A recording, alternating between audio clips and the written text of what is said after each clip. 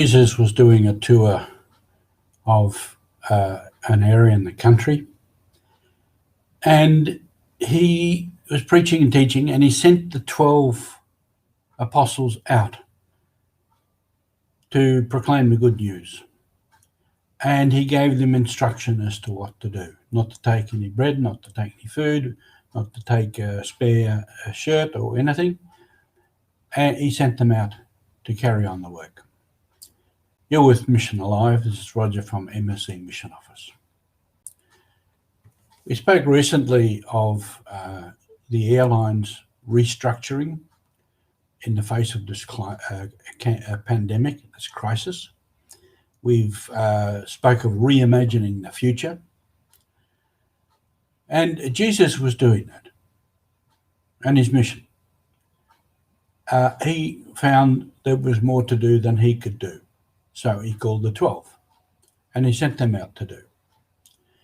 Later, he called the 70, and he sent them out in a similar mission and told them what to do, where to go, how to proceed, what to take, what not to take.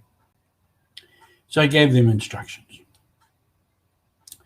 So we see that any advance, any restructuring, any reimagining of the future and the future of mission, it's not just for one person, or just for a small group. Many become involved, many with different skills, different knowledge, different experience, and all work together to reimagine this future. I remember some years ago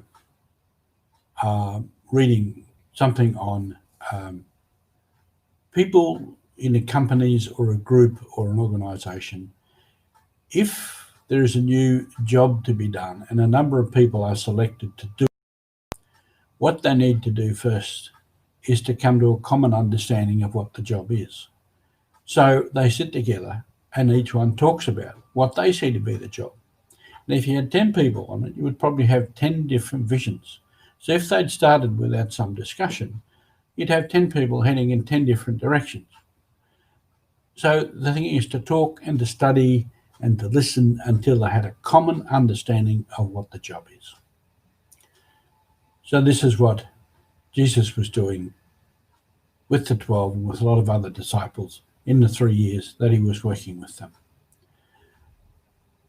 So we too are on mission. We too need to reimagine the future of our communities, of our faith communities, of the church, and we need to restructure and reorganize. And to do that, we need to do it together. And we need to talk together to understand what it is that we think we're trying to do, what it is that Jesus wants us to do. So that means too, we have to sit with Jesus. We have to read his words. We have to meditate. We have to spend time to listen to what he might be saying to us. And then when we come into a better understanding, then we can proceed. But also we need to build the right basics. What are our attitudes? What is our attitude towards Jesus? Do we know Jesus? Do we know this person? What is our understanding and attitude of each other? Do we have respect for the dignity of each person? Are we willing to participate? Are we willing to dialogue? Are we becoming participators and dialoguers and people who build unity? These are the basics for this mission. And if we do these together, then we can proceed. So we have to come to a new vision of what is our mission today. Pope John Paul II said in the 90s, when there was a decade of real study of the church and its different aspects. And at that time, he called for a new era of evangelization.